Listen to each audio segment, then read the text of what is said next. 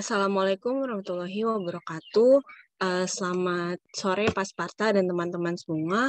Kami dari kelompok 4 ingin mempresentasikan materi ke-12 untuk mata kuliah manajemen risiko dengan judul materi Liability and Liquidity Management.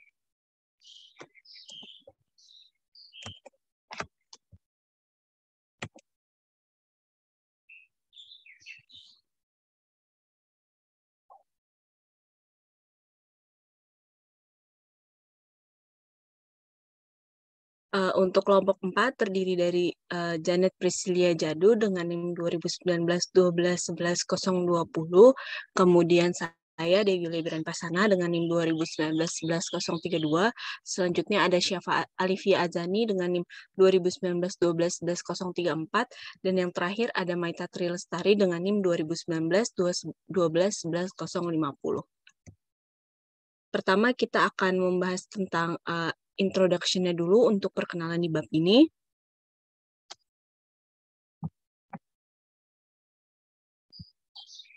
Lembaga penyimpanan dan juga perusahaan asuransi jiwa sangat rentan terhadap resiko likuiditas. Kita dapat melihatnya di bab ke-12. Fitur penting dari resiko ini adalah bahwa aset lembaga keuangan relatif tidak liquid ketika klaim liquid tiba-tiba ditarik ataupun tidak diperbarui. Kasus klasik adalah bank run, di mana deposan meminta uang tunai saat mereka menarik klaim mereka dari bank. Dan bank tidak dapat memenuhi permintaan tersebut karena sifat asetnya yang relatif tidak liquid. Misalnya, bank dapat memiliki portofolio besar pinjaman usaha kecil atau real estate yang tidak dapat dipasarkan. Nah, untuk mengurangi resiko krisis likuiditas, lembaga keuangan melindungi neraca mereka dari resiko likuiditas dengan mengelola posisi aset liquid mereka secara efisien atau mengelola struktur kewajiban portofolio mereka. Pada kenyataannya, seorang manajer lembaga keuangan dapat mengoptimalkan baik aset liquid maupun struktur kewajiban untuk melindungi lembaga keuangan dari resiko likuiditas. Di bab ini, kita akan membahas berbagai aset dan kewajiban liquid yang mungkin digunakan oleh lembaga keuangan dan risiko-risiko pengembalian di antara aset-aset ini.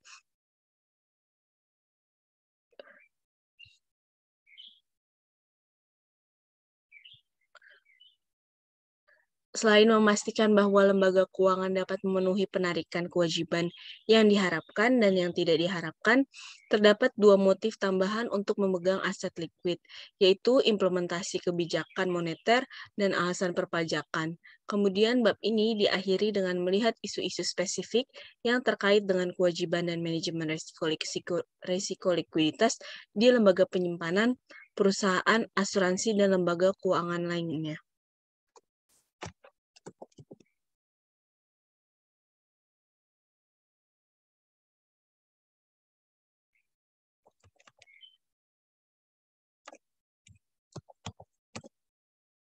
Kemudian untuk yang akan kita bahas kedua setelah pengantar dari bab ini yaitu manajemen aset cair.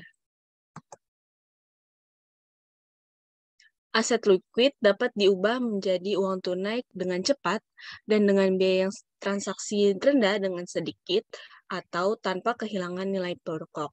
Secara khusus, aset liquid diperdagangkan di pasar aktif sehingga transaksi besar dalam aset tersebut tidak menggerakkan harga pasar atau sangat sedikit. Kemudian, contoh yang baik dari aset liquid adalah T-bills, T-notes, dan T-bond yang baru diterbitkan. Aset liquid utama tentu saja adalah uang tunai, meskipun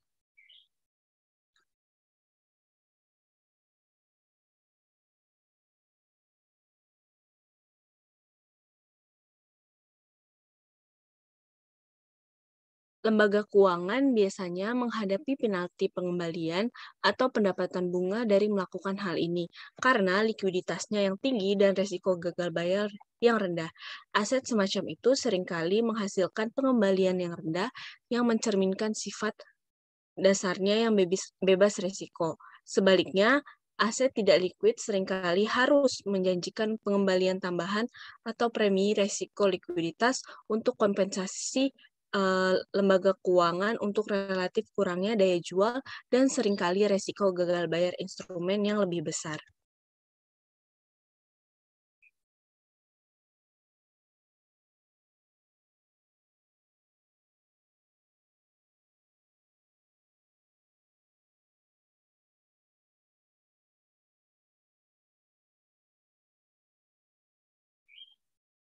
Memegang aset likuid dalam jumlah yang relatif kecil menghadapkan lembaga keuangan kepada peningkatan resiko likuiditas dan pada akhirnya resiko pelarian.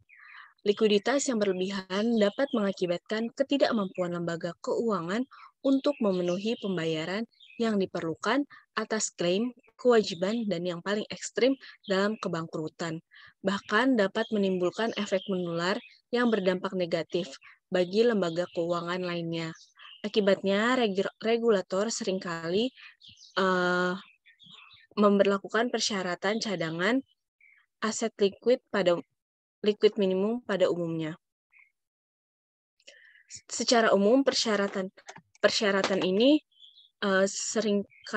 lumayan berbeda dalam sifat dan cakupan untuk berbagai lembaga keuangan.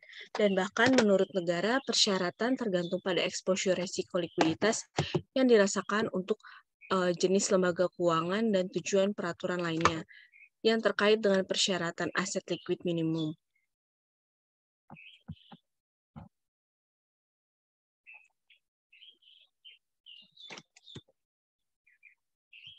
Selanjutnya, regulator sering menetapkan persyaratan aset likuid minimum untuk setidaknya 2 alasan.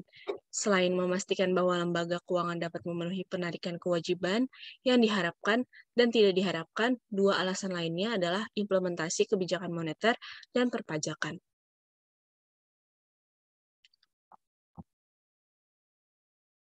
Di sini terdapat alasan pelaksanaan kebijakan moneter.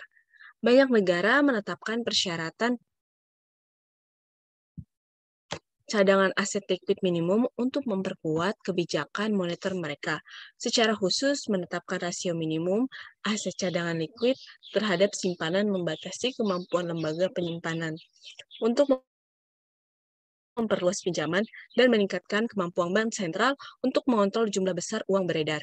Penurunan rasio persyaratan cadangan berarti bahwa lembaga penyimpanan dapat menyimpan lebih sedikit cadangan uang kas ditambah simpanan cadangan di The Fed. Nah, terhadap rekening transaksi mereka. Akibatnya, mereka dapat meminjamkan persentase yang lebih besar dari simpanan mereka, sehingga meningkatkan ketersediaan kredit dalam perekonomian.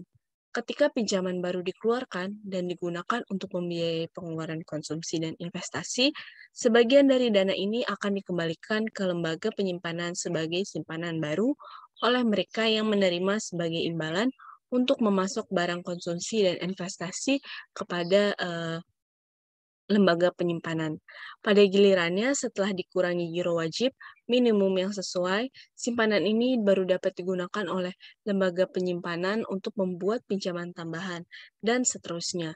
Proses ini terus berlanjut sebagai simpanan di lembaga penyimpanan hingga tumbuh besar sehingga lembaga penyimpanan rela mempertahankan saldo cadangannya. Saat ini pada rasio cadangan baru yang lebih rendah.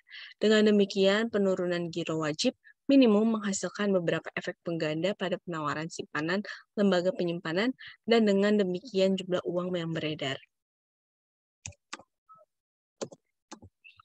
Sebaliknya, peningkatan resiko giro wajib minimum atau GWM berarti lembaga penyimpanan harus menyimpan lebih banyak cadangan terhadap rekening transaksi atau deposito di neraca mereka.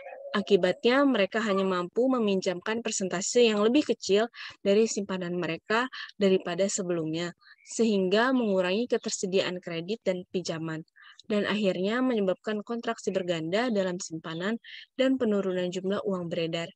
Dalam konteks ini, mewajibkan lembaga penyimpanan untuk menahan rasio minimum aset likuid terhadap simpanan, memungkinkan bank sentral untuk mendapatkan kontrol yang lebih besar atas pertumbuhan simpanan dan dengan demikian atas jumlah uang beredar di mana simpanan bank merupakan bagian yang signifikan sebagai bagian dari makroekonomi secara keseluruhan.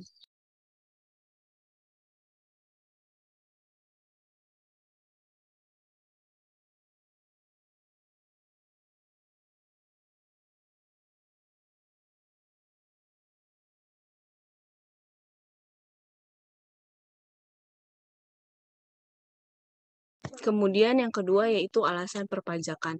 Alasan lain untuk persyaratan minimum kepemilikan aset liquid di lembaga penyimpanan adalah memaksa lembaga penyimpanan untuk berinvestasi dalam klaim keuangan pemerintah daripada klaim keuangan sektor swasta.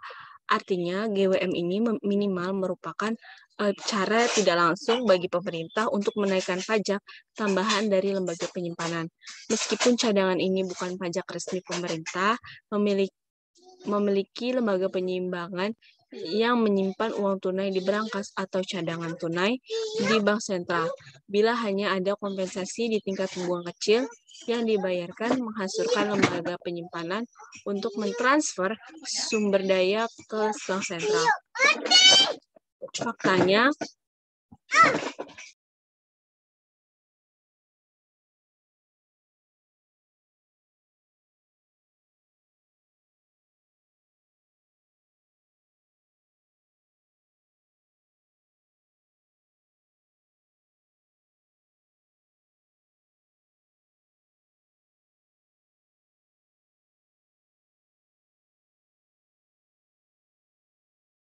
kemudian yang kedua yaitu komposisi portofolio dari aset liquid.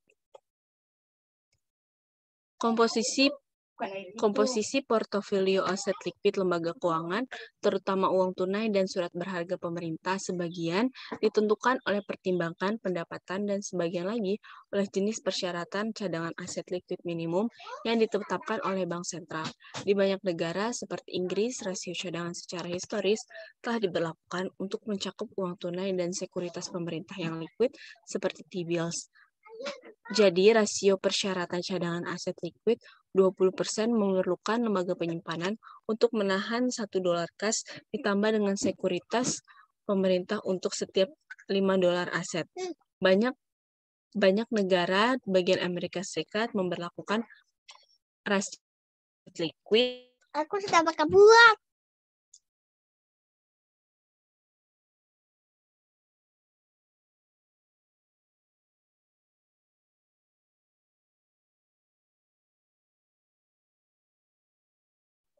Pada perusahaan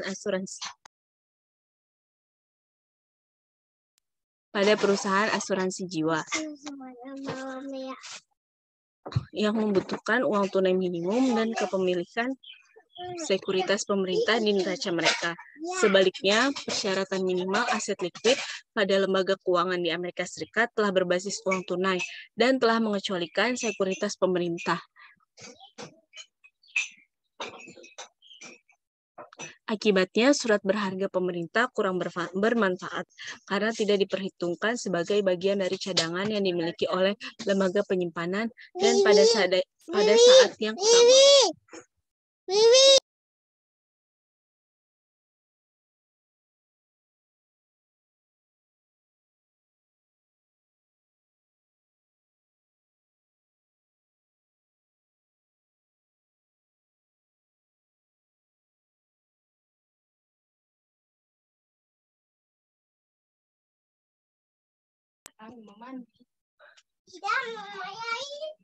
Akibatnya, surat berharga pemerintah kurang bermanfaat karena tidak diperhitungkan sebagai bagian dari cadangan yang dimiliki oleh lembaga penyimpanan dan pada saat yang sama menghasilkan pengembalian yang dijanjikan lebih rendah daripada peminjaman. Namun demikian, banyak lembaga penyimpanan melihat kepemilikan surat berharga pemerintah sebagai melakukan fungsi cadangan sekunder atau penyangga yang berguna. Pada saat krisis likuiditas, ketika terjadi pengurangan cadangan kas yang signifikan, sekuritas ini dapat diubah menjadi uang tunai dengan cepat dan dengan sedikit kehilangan nilai pokok karena mendalam dari pasar di mana aset saat ini diperdagangkan. Kemudian yang ketiga, kita akan membahas return risiko trade-off untuk aset liquid.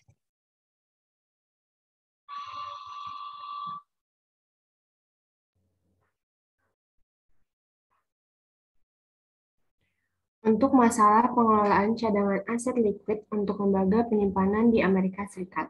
Banyak dari masalah dan trade-off yang mudah digeneralisasi untuk setiap lembaga keuangan yang menghadapi risiko penarikan kewajiban di bawah kondisi di mana regulator memberlakukan rasio persyaratan cadangan aset likuid minimum. Isu-isu yang terlibat dalam pengelolaan yang optimal dari portofolio aset likuid diilustrasikan oleh masalah yang dihadapi oleh manajer meja uang yang bertanggung jawab atas posisi cadangan di Amerika Serikat. Dalam konteks regulasi DI Amerika Serikat, kami berkonsentrasi pada pengelolaan DI atas cadangan kasnya, yang didefinisikan sebagai cash flow atau mata uang dan koin yang digunakan untuk memenuhi penarikan deposan dan setoran tunai yang disimpan oleh DI di Federal Reserve. Mulai Agustus 2015, sesuai dengan peraturan Undang-Undang Federal Reserve tahun 1913, lembaga penyimpanan di Amerika Serikat diwajibkan untuk memiliki cadangan tunai minimum target berikut terhadap rekening transaksi bersih. Untuk kurang dari 14,5 juta dolar itu 0%, sedangkan untuk 14,5 juta sampai 103,6 juta dolar itu 3, dan untuk lebih dari 103,6 juta dolar itu 10. Rekening transaksi mencakup semua simpanan di mana pemegang rekening dapat melakukan penarikan dengan instrumen yang dapat dinegosiasikan atau dipindah tangan dan dapat melakukan lebih dari 3 bulan telepon atau transfer dana yang telah diotorisasi sebelumnya untuk tujuan melakukan pembayaran kepada pihak ketiga, yaitu giro, rekening, sekarang, dan bagi konsep rekening ditawarkan oleh serikat kredit. Saldo rekening transaksi dikurangi dengan saldo giro yang jatuh tempo dari lembaga penyimpanan Amerika Serikat, terutama digunakan untuk membeli layanan dari lembaga tersebut, seperti pengumpulan cek, pemrosesan cek, dan perdagangan dana fixed fund. Dan item tunai dalam proses penagihan, cek yang ditulis terhadap rekening di lembaga lain yang telah disimpan di bank. Kredit diberikan kepada penyimpanan cek ini hanya setelah mereka jelas.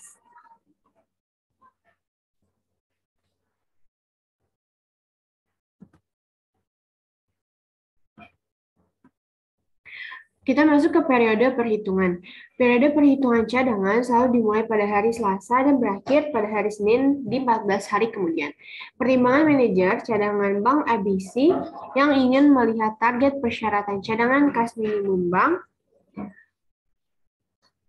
Manajer mengetahui saldo rekening transaksi bersih bank pada penutupan hari perbankan pada masing-masing 14 hari selama periode Selasa 30 Juni sampai Senin 13 Juli. Tentu saja, pada kenyataannya, manajer mengetahui posisi setoran ini dengan pasti, hanya pada akhir periode 2 minggu. Pertimbangkan realisasi posisi rekening transaksi bersih Bank ABC. Cadangan rata-rata harian minimum yang harus dipertahankan bank dihitung sebagai persentase dari rekening transaksi bersih rata-rata harian yang dimiliki oleh bank selama periode perhitungan cadangan 2 minggu, di mana saldo hari Jumat dipindahkan untuk hari Sabtu dan Minggu. Rata-rata harian minimum yang harus dimiliki Bank ABC terhadap rata-rata harian 1.350,7 juta dolar dalam rekening transaksi bersihnya dihitung sebagai berikut, jumlah dalam jutaan. Akun transaksi bersih rata-rata harian dikalikan dengan persentase cadangan sama dengan cadangan rata-rata harian yang diperlukan. 14,5 juta dolar dikalikan dengan 0% sama dengan 0, 103,6 juta sampai 14,5 juta dolar dikalikan dengan 3 menjadi 2,673 juta, 1.350,7 juta sampai 103,6 juta dolar dikalikan dengan 10 menjadi 124,710 juta. Dan minimum average reserve to be held yaitu 107,383 juta dolar. Perhatikan bahwa target rata-rata harian dihitung dengan mengambil rata-rata 14 hari dari rekening transaksi bersih. Meskipun DI ditutup selama 14 dari 14 hari, 2 hari Sabtu, dan 2 hari Minggu. Secara efektif, angka setoran hari Jumat dihitung 3 kali dibandingkan dengan hari-hari lain dalam minggu kerja. Ini berarti bahwa manajer DI yang dapat terlibat dalam strategi di mana simpanan lebih rendah pada hari Jumat rata-rata dapat menurunkan persyaratan cadangan DI. Ini mungkin penting jika kepemilikan cadangan aset liquid yang diperlukan berada di tingkat optimal dari perspektif DI untuk menangani pengurasan likuiditas karena penarikan simpanan yang diharapkan dan tidak terduga.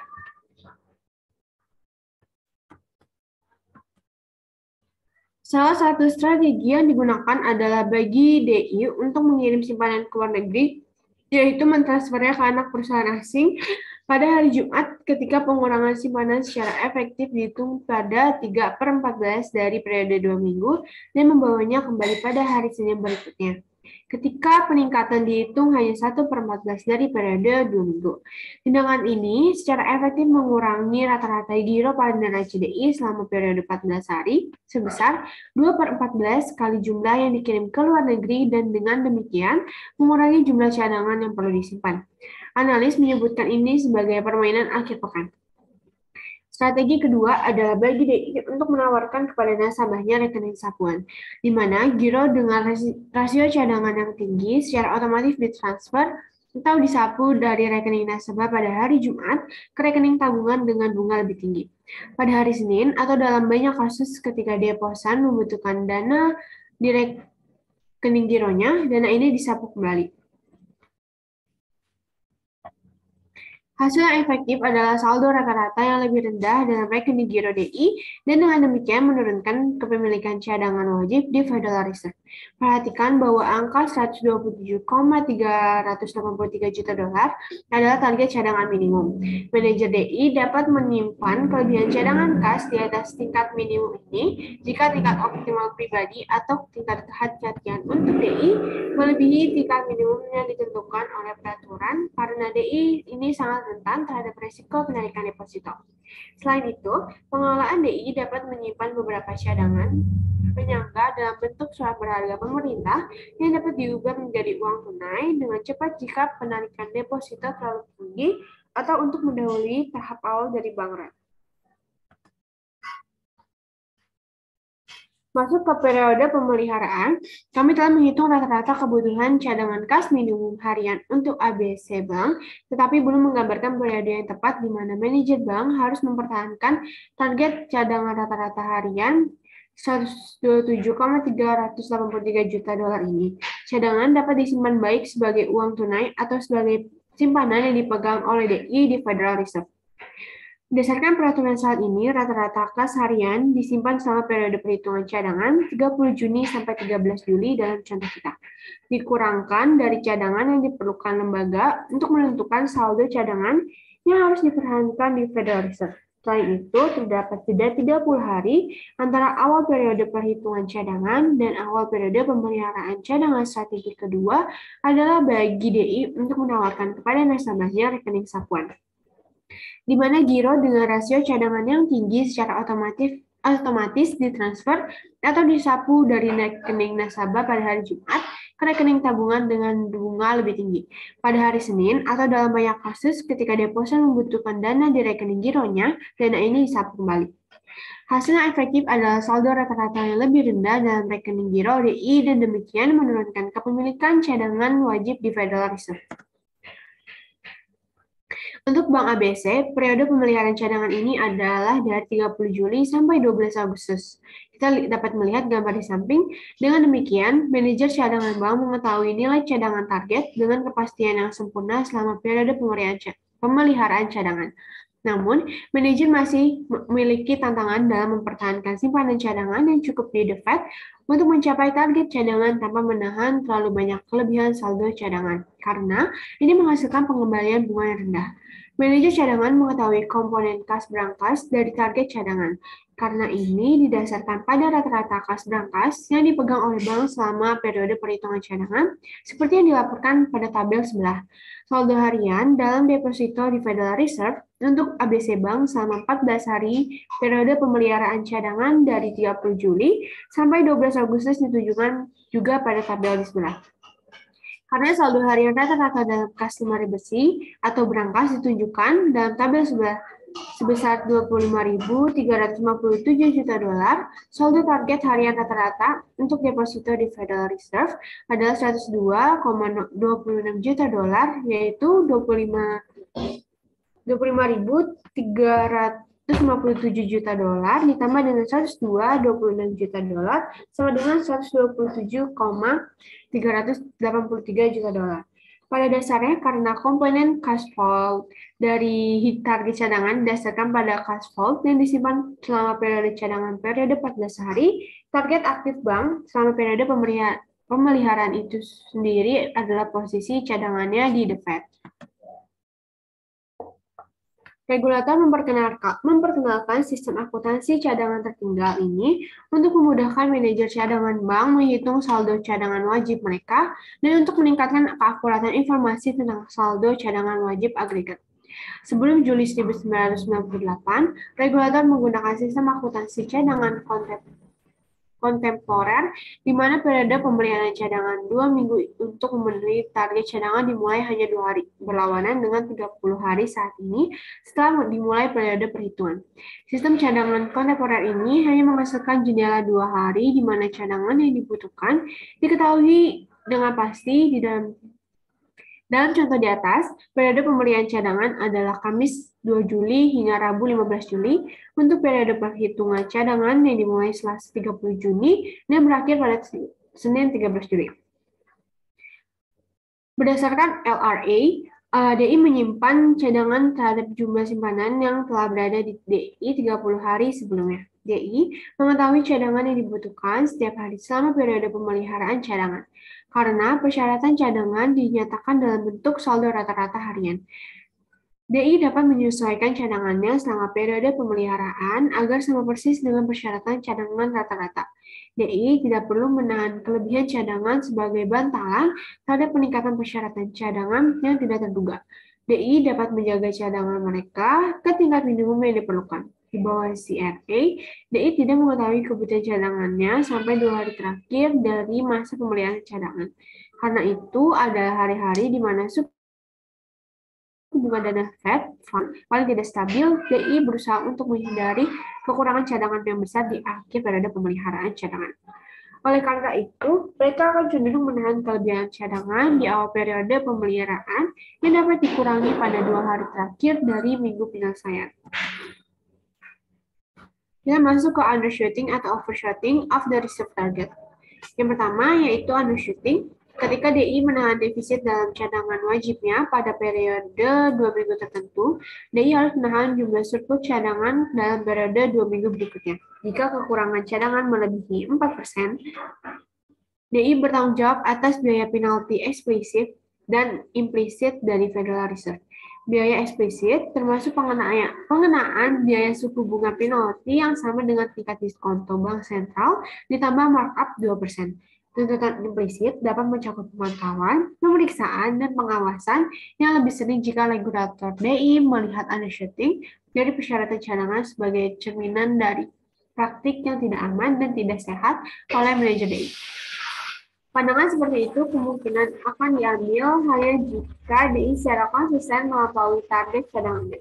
Dalam undershooting target, manajer harus mempertimbangkan biaya eksplisit dan implisit dari undershooting terhadap potensi manfaat.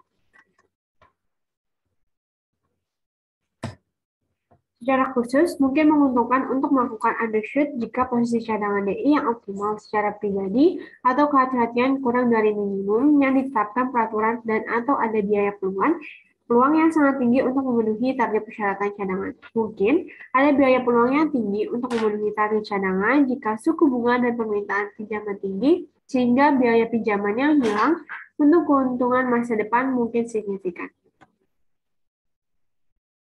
Sebuah DI yang melampaui target cadangan memiliki 2 cara utama untuk membangun cadangan untuk memenuhi target saat periode pemeliharaan cadangan berakhir. Ia dapat melakukan 2 hal, yaitu melikuidasi aset, misalnya dengan menjual beberapa aset penyangga seperti target treasury. Yang kedua, meminjam di pasar atau bank untuk cadangan, terutama di pasar dana Fed, dan berjanji pembelian kembali yang dijelaskan kemudian. Manajer DI kemungkinan akan memilih metode yang paling murah untuk memenuhi kekurangan cadangan, seperti meminjam dana The Fed jika di tingkat ini kurang dari biaya penjualan aset likuid. Manajer mungkin enggan untuk mendanai seluruh kekurangan cadangan dengan cara ini. Namun, jika biaya untuk menyesuaikan kekurangan itu tinggi dan jumlah cadangan yang optimal secara pribadi kurang dari jumlah minimum yang disyaratkan oleh peraturan. Pertimbangan biaya tersebut menyebabkan beberapa manajer DI menggunakan jendela diskon Federal Reserve untuk meminjam dana yang diperlukan untuk memenuhi kekurangan cadangan sementara karena biaya pinjaman dari jendela diskon adalah tingkat diskonto, tingkat yang diatur oleh Federal Reserve. Tingkat diskonto jendela secara historis ditetapkan di bawah dana dan tingkat keamanan pemerintah dan menawarkan biaya pinjaman yang sangat menarik untuk DI dengan cadangan kekurangan sebagai periode pemeliharaan cadangan berakhir. Namun, pinjaman jendela diskon dimaksudkan untuk digunakan oleh DI berdasarkan kebutuhan dan bukan berdasarkan kebutuhan, yaitu DI yang pelarut, tetapi menghadapi krisis likuiditas mendadak karena penarikan simpanan yang disebabkan oleh musim dalam arus simpanan atau memberi pinjaman serupa lainnya. Untuk overshooting, biaya overshooting atau menahan cadangan kas melebihi tingkat minimum yang dipersyaratkan tergantung pada apakah DI melihat tingkat kehati-hatian dari cadangan untuk memenuhi penarikan simpanan yang diharapkan dan tidak diharapkan lebih tinggi atau lebih rendah dari persyaratan cadangan minimum yang diberlakukan oleh peraturan. Jika cadangan minimum yang dipersyaratkan lebih tinggi dari jumlah yang dianggap optimal oleh manajer, 4% kelebihan cadangan pertama dapat dibawa ke periode cadangan berikutnya. Federal Reserve mengizinkan jumlah ini diperhitungkan untuk memenuhi persyaratan cadangan dalam periode pemeliharaan 2 minggu berikutnya. Setelah itu, setiap cadangan yang disimpan di atas minimum ini dipersyaratkan ditambah 4% merupakan hambatan pada pendapatan DI karena setiap dolar yang disimpan sebagai kelebihan cadangan, baik dalam bentuk tunai atau deposito di bank sentral, menghasilkan sedikit bunga dan dapat dipinjamkan pada suku bunga pinjaman DI. Sebaliknya, jika manajer DI merasakan bahwa tingkat cadangan minimum yang dipersyaratkan oleh peraturan lebih rendah dari yang dibutuhkan untuk exposure penarikan deposit yang diharapkan dan tidak terduga, DI melampaui target cadangan minimum yang dipersyaratkan. Kebijakan ini menjaga posisi likuiditas DI pada tingkat yang memadai secara prudent. Dalam memilih untuk melampaui target, manajer harus mempertimbangkan instrumen berbiaya paling rendah untuk menyimpan cadangan tersebut. Sementara beberapa kelebihan cadangan mungkin disimpan dalam bentuk tunai yang sangat liquid tanpa bunga, setidaknya sebagian dari setiap kelebihan posisi cadangan mungkin disimpan dalam aset penyangga seperti surat berharga jangka pendek atau surat utang negara yang menghasilkan bunga tetapi tidak cukup liquid seperti uang tunai. Proporsi antara uang tunai dan tagihan treasury yang dipegang sebagian besar bergantung pada spread hasil atau hasil pembagian. Sebagai contoh, masalah tingkat pinjaman adalah 9%, tingkat T-bill adalah 4%, dan bunga diperoleh dari kepemilikan kas berlebih adalah 0%. Biaya peluang pengembalian yang hilang dari DI dari menahan kelebihan cadangan dalam bentuk tunai atau bentuk T-bill adalah opportunity cost cash, 9% sampai 0%, dikurang 0% sama dengan 9%, dan opportunity cost T-bills, yaitu 9% dikurangi 1% menjadi 5%. Dengan demikian, T-bills memiliki biaya peluang yang jauh lebih rendah daripada uang tunai, dan manajer harus mempertimbangkan penghematan biaya peluang bersih sebesar 4% dari menyimpan kelebihan cadangan dalam bentuk T-bills dibandingkan dengan kemudahan instrumen tersebut dapat dijual dan diubah menjadi uang tunai. Memenuhi penarikan kewajiban atau krisis likuiditas. Federal Reserve menetapkan suku bunga dana Fed Fund pada tingkat yang diyakini akan mendorong kondisi keuangan dan moneter yang konsisten dengan pencapaian tujuan kebijakan moneter dan menyesuaikan target itu sejalan dengan perkembangan ekonomi yang berkembang. Fasilitas likuiditas yang diperkenalkan oleh Federal Reserve dalam menanggapi krisis keuangan menciptakan cadangan dalam jumlah besar di DI. Kita masuk ke interest bearing checking atau now accounts pada resiko penarikan. Sejak tahun 1980, bank-bank di Amerika Serikat telah dapat menawarkan simpanan yang dapat diperiksa yang membayar bunga dan dapat ditarik sesuai permintaan mereka disebut akun penarikan yang dapat dinegosiasikan atau akun now. Perbedaan utama antara ini instrumen dan giro tradisional adalah instrumen ini mengharuskan deposan untuk menjaga saldo akun minimum untuk mendapatkan bunga. Jika saldo minimum turun di bawah tingkat tertentu, seperti $500, akun tersebut secara resmi dikonversikan ke status yang setara dengan giro dan tidak menghasilkan bunga. Pembayaran bunga eksplisit dan adanya persyaratan saldo minimum membuat rekening now berpotensi kurang rentan terhadap risiko penarikan daripada giro. Namun demikian, rekening now masih merupakan instrumen yang sangat liquid dari sudut pandang deposan. Bank of America memiliki 2,1% dari simpanan dan pinjaman lainnya dalam bentuk rekening now. Bank of Carbondale memiliki 27,9%. Selanjutnya akan dijelaskan oleh Maite Philstein. Baik, selanjutnya masih di interest bearing checking now account, yaitu termasuk ke biaya.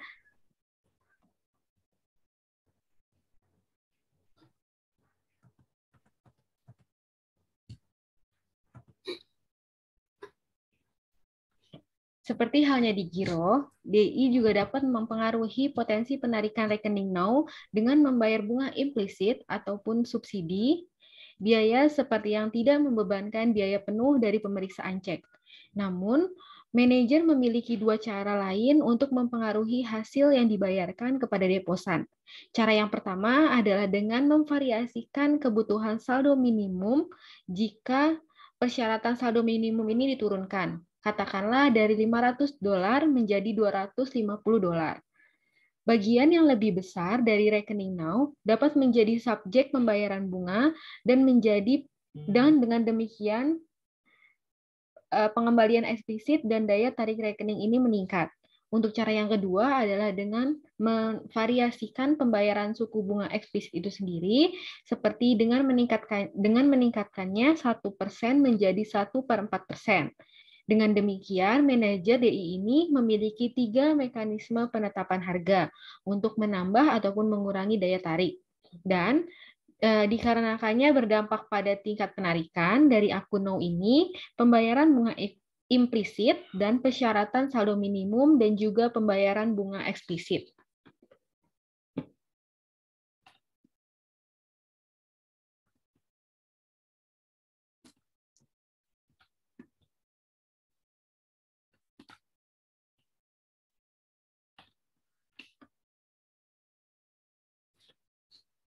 Masuk ke tabungan, buku tabungan.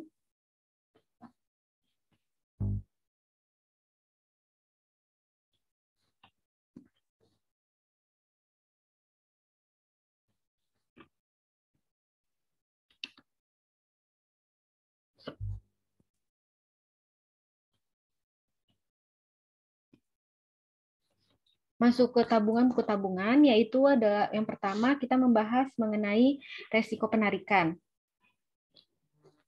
Buku tabungan ini umumnya kurang liquid daripada tabungan giro ataupun rekening now yang sebelumnya karena memiliki dua alasan.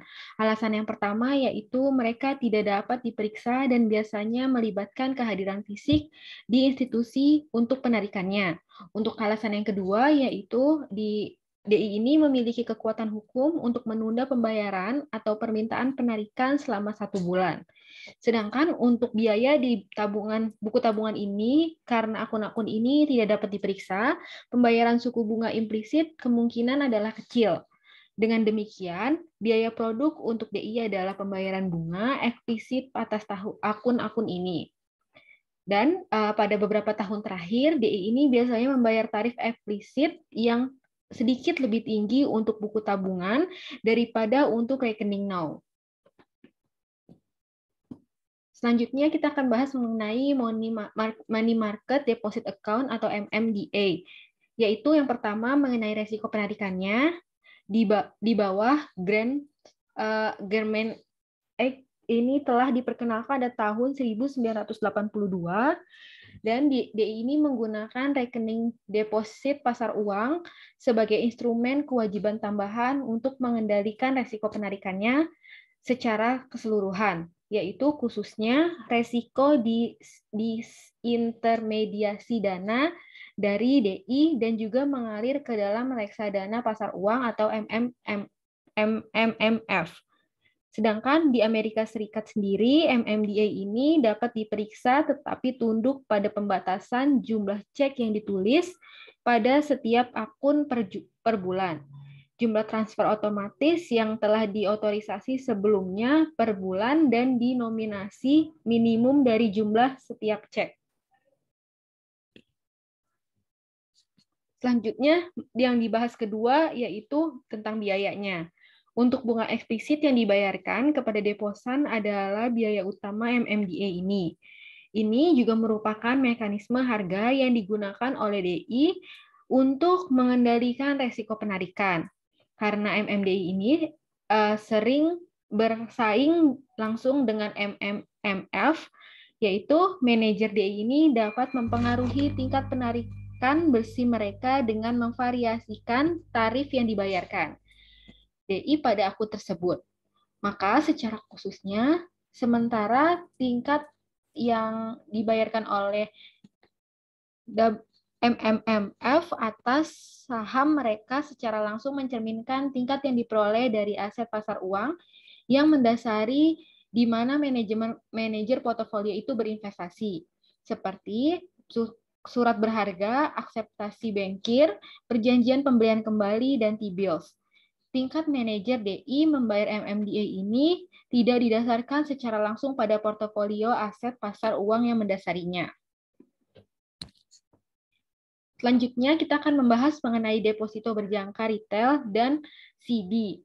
Untuk pembahasan yang pertama mengenai resiko penarikannya, yaitu CD retail ini adalah instrumen dengan jatuh tempo tetap dengan nilai nominal itu di bawah $100.000. Dengan desain kontrak, deposito berjangka, dan sertifikat deposito retail atau disingkat sebagai CD, yaitu mengurangi resiko penarikan bagi penerbit. Deposito berjangka kecil membawa penalti penarikan awal. Meskipun ukuran, jatuh tempo, dan juga harga CD ini dapat dinegosiasikan, sebagian besar DI ini menerbitkan CD retail standar.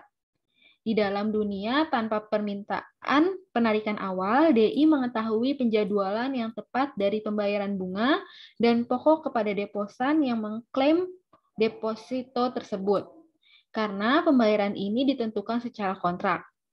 Dengan demikian, pengelolaan DI dapat secara langsung mengontrol aliran dana yang masuk dan keluar dengan memvariasikan jatuh tempo deposito dan CD yang ditawarkan kepada pabrik.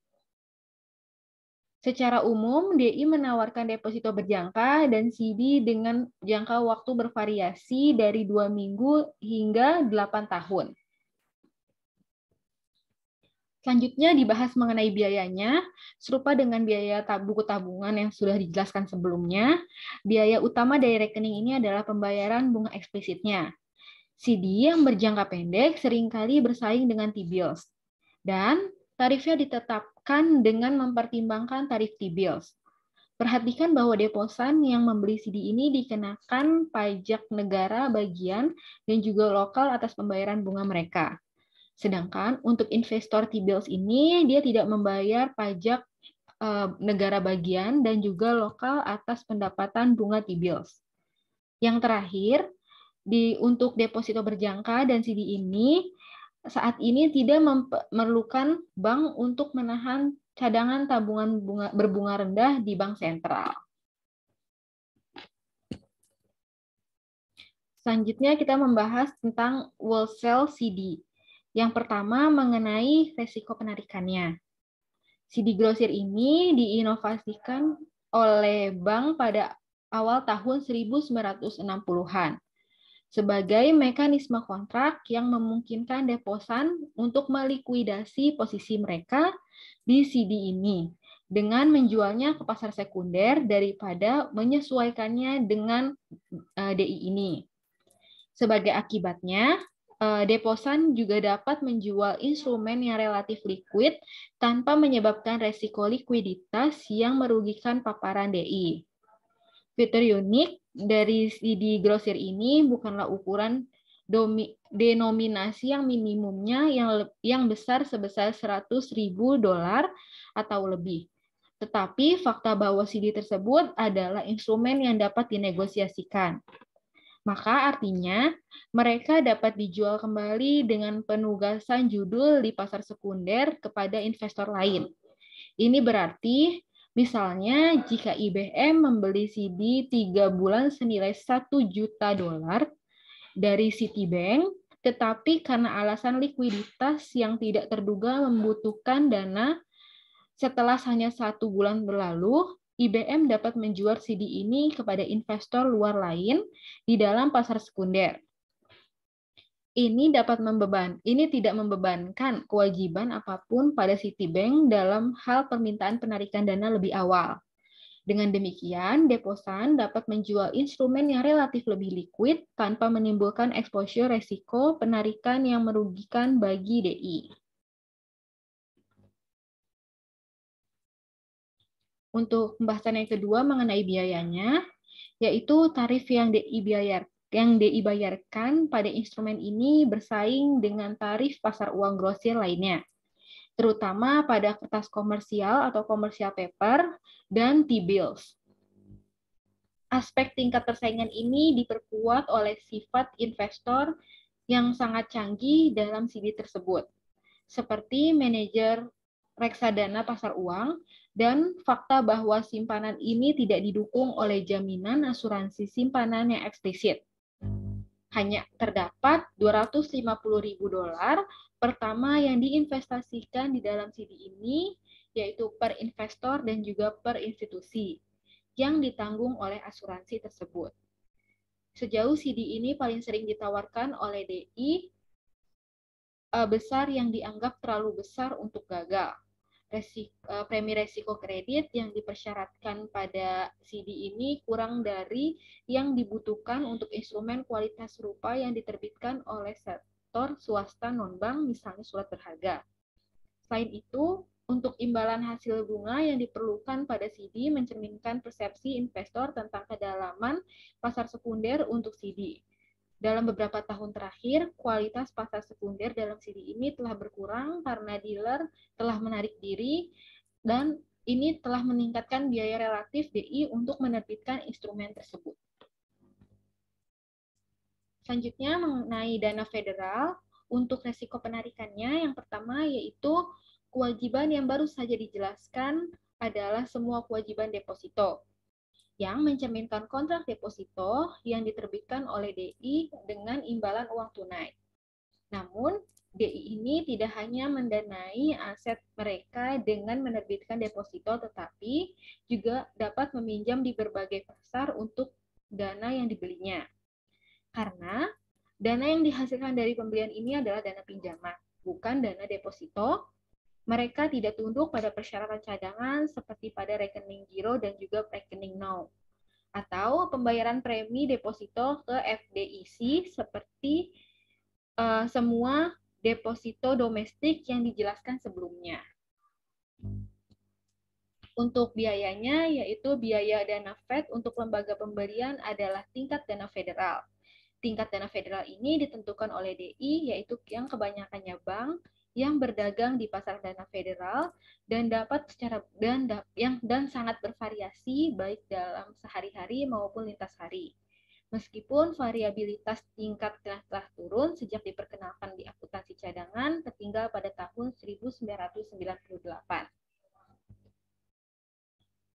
Untuk perjanjian pembelian kembali atau RP, yaitu resiko penarikannya adalah perjanjian pembelian kembali atau RP ataupun disingkat sebagai repo dapat dilihat sebagai transaksi dana federal yang dijaminkan. Dalam transaksi dana federal, DI dengan kelebihan cadangan menjual dana maka selama 1 hari ke DI pembelian. Hari berikutnya DI pembelian mengembalikan dana Fed ditambah dengan bunga 1 hari yang mencerminkan tingkat dana Fed. Karena ada exposure resiko untuk DI yang menjual karena DI yang membeli mungkin tidak dapat membayar kembali dana Fed pada hari berikutnya. Penjual dapat mencari dukungan anggunan untuk pinjaman 1 hari dari dana Fed. Dalam transaksi RP, DI ini yang menjual dana menerima surat berharga negara dengan jaminan DI akan membeli kembali dana tersebut. Artinya DI pembeli dana untuk sementara menukar surat berharga dengan uang asing, dengan uang tunai, keesokan harinya transaksi ini dibalik.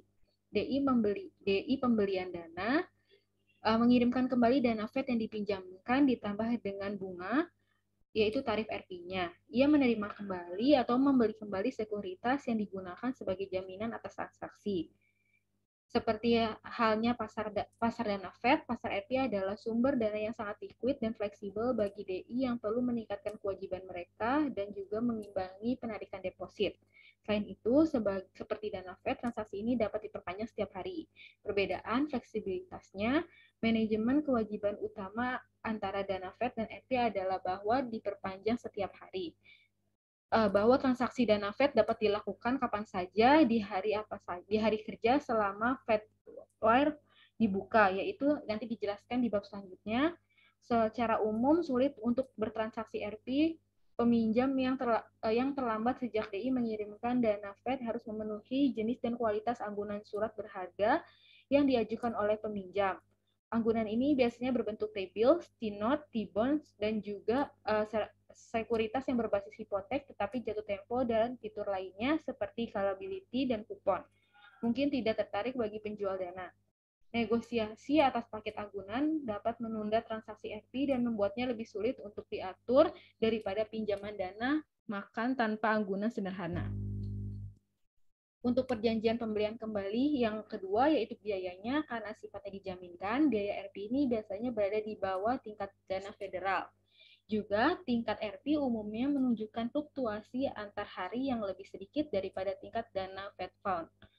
Hal ini sebagian disebabkan oleh fleksibilitas intraday yang lebih rendah daripada repo dibandingkan dengan transaksi dana Fed Fund.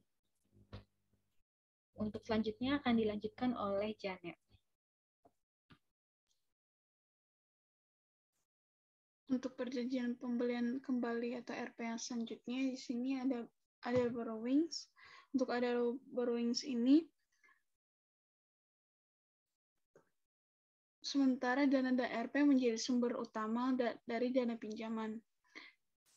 Untuk DI sendiri telah menggunakan sejumlah sumber pinjaman lain untuk memfleksibilitaskan manajemen kewajiban mereka. Kami menjelaskannya secara singkat di bagian berikut.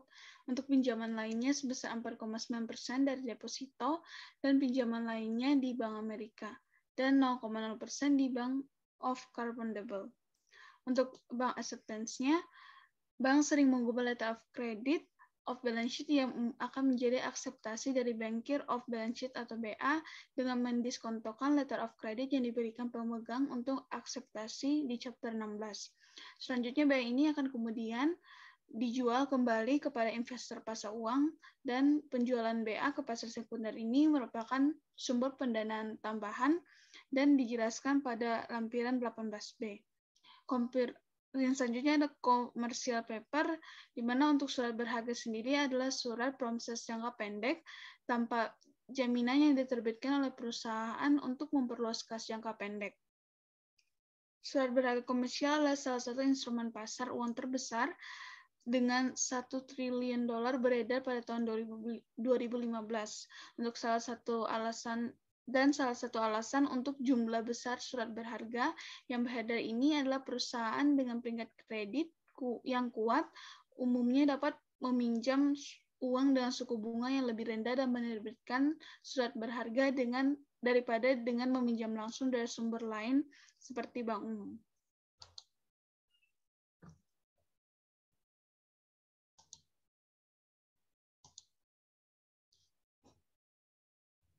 Kemudian selanjutnya di sini ada commercial paper, yang mana surat ini merupakan surat berharga yang diterbitkan langsung ke pasar uang.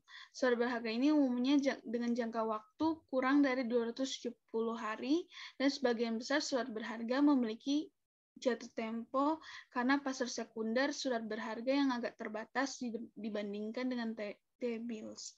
Namun untuk pertumbuhan reksadana pasar uang telah menghasilkan pasar uang berharga komersial yang lebih liquid. Meskipun anak perusahaan dari DI sendiri tidak dapat menerbitkan surat berharga, perusahaan induknya dapat menerbitkannya, yang artinya Citigroup dapat menerbitkan surat berharga, tetapi Citibank tidak bisa. Untuk memberikan DI yang dimiliki oleh perusahaan induk, sebagian besar itu ada di Amerika Serikat dengan sumber pendanaan tambahannya. Memang Citigroup adalah salah satu penerbit surat berharga komersial terbesar di Amerika Serikat, dan untuk memperhatikan bahwa dana yang dialihkan ke DI terafiliasi tunduk pada persyaratan cadangan, mengurangi daya tarik mekanisme ini sebagai sumber pendanaan yang reguler. Kemudian yang selanjutnya ada medium term notes, bahwa sejumlah DI yang mencari sumber dana lebih stabil dengan risiko penarikan yang lebih rendah, mulai menerbitkan surat utang untuk jangka yang menengah, dan seringkali dalam kisaran 5 hingga 7 tahun. Catatan ini juga menarik karena tidak tunduk pada persyaratan cadangan atau premi asuransi simpanan. Dan selanjutnya di sini ada yang keempat, yaitu liquidity and liability structure for US depository institution.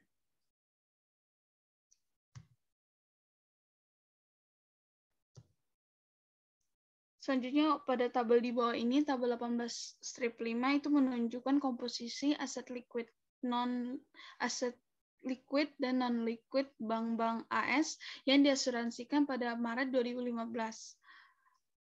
dan dibandingkan dengan tahun 1960. Di sini menggunakan tahun 1960 sebagai tahun patokan untuk tahun berikutnya dan secara luas dipandang sebagai tanggal ketika bank pertama kali mulai aktif mengelola kewajiban mereka. Jelas bahwa rasio aset liquid tradisional terhadap aset tidak liquid itu menurun sejak tahun 1960 dengan uang tunai yang ditambah dengan sekuritas pemerintah dan lembaga pada tahun 2015 merupakan 26,62% dari neraca aset bank yang diasuransikan dibandingkan dengan 44% pada tahun 1960. Untuk pinjaman DI itu semakin banyak yang disekurit dan atau dijual di pasar sekunder. Hal ini mendasar dan telah mengubah likuiditas portofolio pinjaman bank dan membuatnya lebih mirip dengan sekuritas daripada di masa lalu. Semakin liquid portofolio pinjaman, maka semakin sedikit kebutuhan akan aset liquid tradisional dalam jumlah besar seperti uang tunai dan surat berharga. Untuk tabel sebelumnya juga terdapat kepemilikan alat liquid di bank kecil itu sebesar 22,93%, yang mana lebih rendah dibandingkan dengan bank besar yaitu 26,92%. Di mana pola ini tidak biasa karena pada umumnya akses bank besar yang relatif lebih mudah ke dana yang dibeli dan pasar modal itu dibandingkan dengan akses dari bank kecil, dan membuat bank besar memiliki kemampuan untuk menahan lebih sedikit atau dari aset liquid.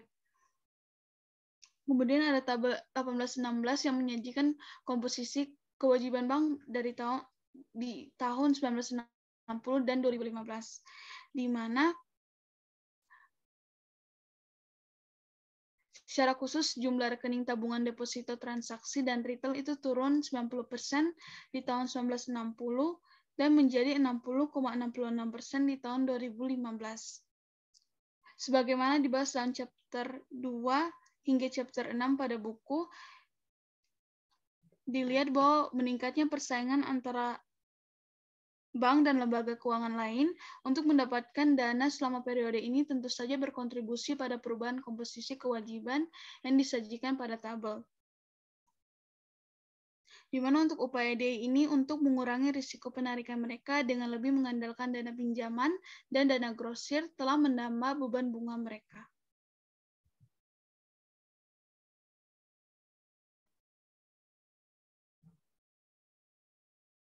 Meskipun risiko penarikan dapat dikurangi jika pemberi pinjaman di pasar untuk dana pinjaman memiliki kepercayaan pada DI pinjaman, persepsi bahwa DI beresiko dapat menyebabkan pinjaman dana Fed dan RP yang tidak diperpanjang secara tiba-tiba dan non-rollover CD grosir dan dana lain yang dibeli.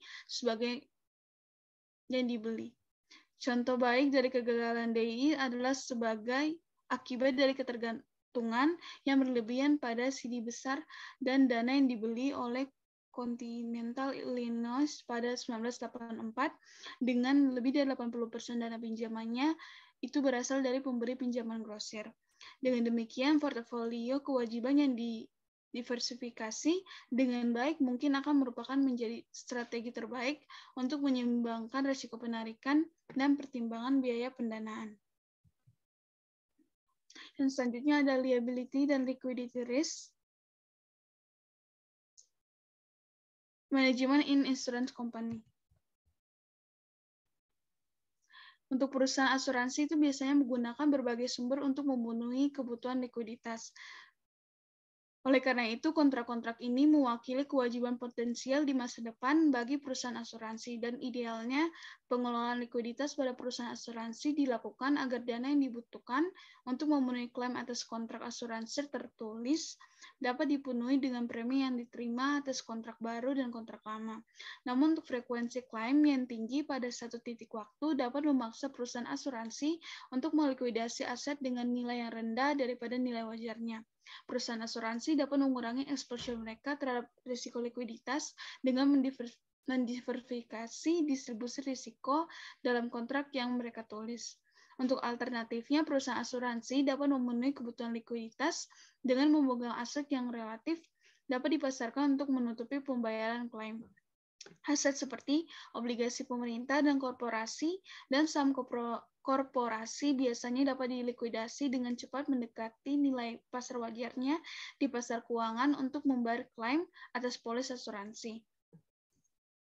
Misalnya pada tahun 2015, perusahaan asuransi jiwa dan properti kecelakaan memiliki 80% aset mereka dalam bentuk surat berharga pemerintah dan surat berharga perusahaan.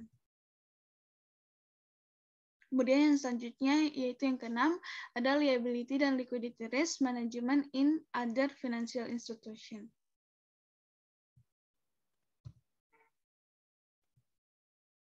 Lembaga keuangan lainnya seperti perusahaan sekuritas, bank investasi, dan perusahaan pembiayaan dapat mengalami risiko likuiditas jika mereka mengandalkan pembiayaan jangka pendek, dan investor akan menjadi enggan untuk mengulirkan dana tersebut.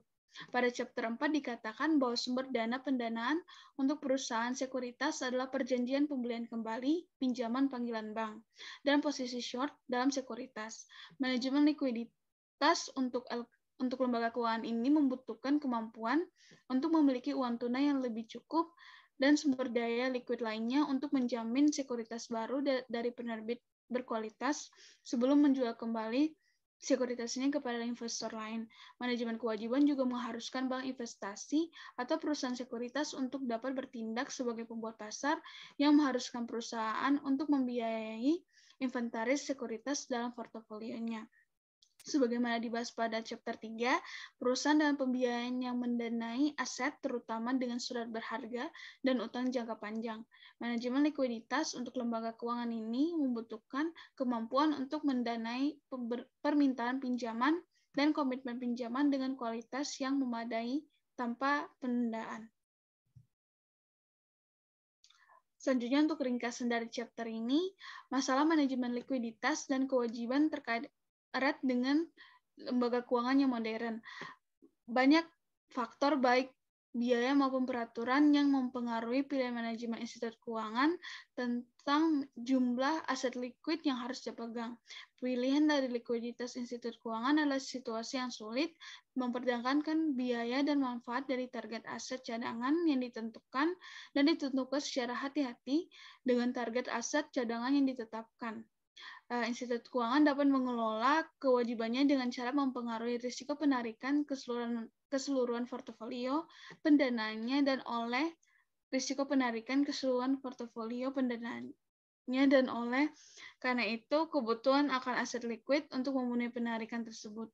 Namun untuk mengurangi risiko penarikan seringkali memerlukan biaya karena sumber kewajiban yang lebih mudah dikendalikan dari perspektif risiko penarikan yang seringkali lebih mahal untuk digunakan oleh institusi keuangan. Sekian hasil presentasi dari kelompok kami, kurang lebihnya mohon maaf. Wassalamualaikum warahmatullahi wabarakatuh.